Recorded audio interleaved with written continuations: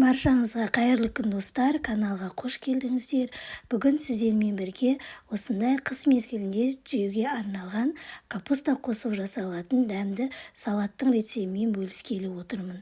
Ол үшін бізге пияз, капуста, сәбіз және қызыл болгар бұрышы қажет болады. Барлығын видеодағы көріп тұрғандай етіп турап алатын боламыз. Қызыл болгар бұрышының орнына жасыл болгар бұрышын араластырып қоссаңыздар да болады. Алдын ала қызып тұрған майымызға пиязымызды салып, пиязымызды жақсылап сап-сары болғанша қуырып аламыз. Осылай сарғайып қуырылғаннан кейін оның үстіне алдын ала туралған міне осындай үкіштен өткізілген сәбізімізді де турап салып қуыратын боламыз. Сәбізді өздеріңіз қалауларыңыз бойынша әртүрлі етіп турасаңыздар болады. Кубик етіп турасаңыздар да болады. Міне осылай сәбізімізді қуырғаннан кейін оның үстіне капустамызды салып, тағы да жақсылап арастырылып, 1-2 минут қуырып алатын боламыз. Құрметті достар, менің каналыма тіркелмеген болсаңыздар, міндетті түрде каналға тіркеліп кетіңіздер және достарыңызбен бөлісуді ұмытпаңыздар. Дәл осы рецепт бойынша жасап көріңіздер, дәмі өте керемет, тойымды салат болып шығады. Міне осылай капустамызды да салып қуырып болғаннан кейін оның үстіне болгар бұрышымызды салып, жақсылап тағы да қуырып шығатын боламыз. Кез келген болгар бұрышын қоссаңыздар болады, жасыл түсін араластырып қоссаңыздар да болады. Менде енді осындай барлығы қызыл болгар бұрышы болды. Болгар бұрышында өздеріңіз қалауларыңыз бойынша 4 бұрышты етіп, әртүрлі етіп турасаңыздар болады. Міне осылай барлығын бірін үстіне бірін салып, осылай жақсылап қуырып алатын боламыз.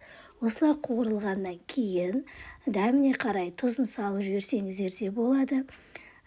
Алдын ала немесе қызанақты құйып болғаннан кейін тұзын салсаңыздар да болады.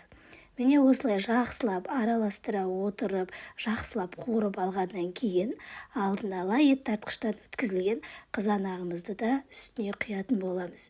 Міне осылай үстіне құйып, жақсылап араластырып, 2 ас қасық тұз және 2 ас қасық қант салдым.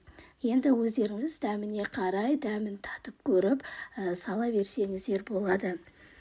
Құрметті достар, керекті мөлшерлемелерінің барлығын описание бөліміне жазып қалдырып кетемін. Сол жерден міндетті түрде көріп жасай берсеңіздер болады. Егер бұдан да көп жасайтын болсаңыздар, онда қоспаларын көбірек етіп жасасаңыздар болады. Міне осылай үстіне тұзымызды және қантымызды салып, жақсылап біркелкі араластырып, 45 минут жай отта қайнататын боламыз.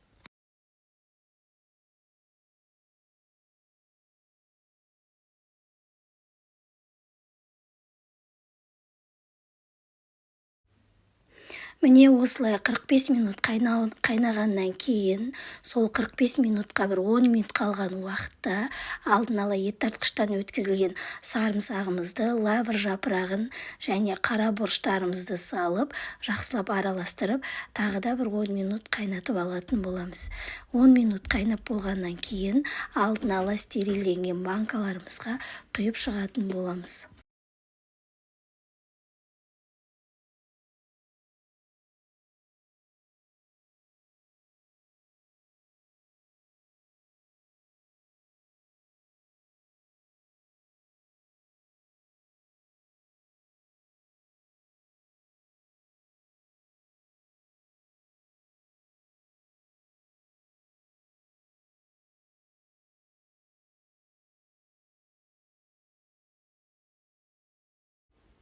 Міне сонымен біздің капуста қосып жасалатын салатымыз дайын болды. Дәмі өте керемет болып шығады. Сіздер де дәл осы рецепт бойынша жасап көріңіздер және комментарий бөліміне өз пікірлеріңізді жазып қалдырып кетіңіздер. Баршаңызға ас болсын. Сіздермен бірге болған Алтынай.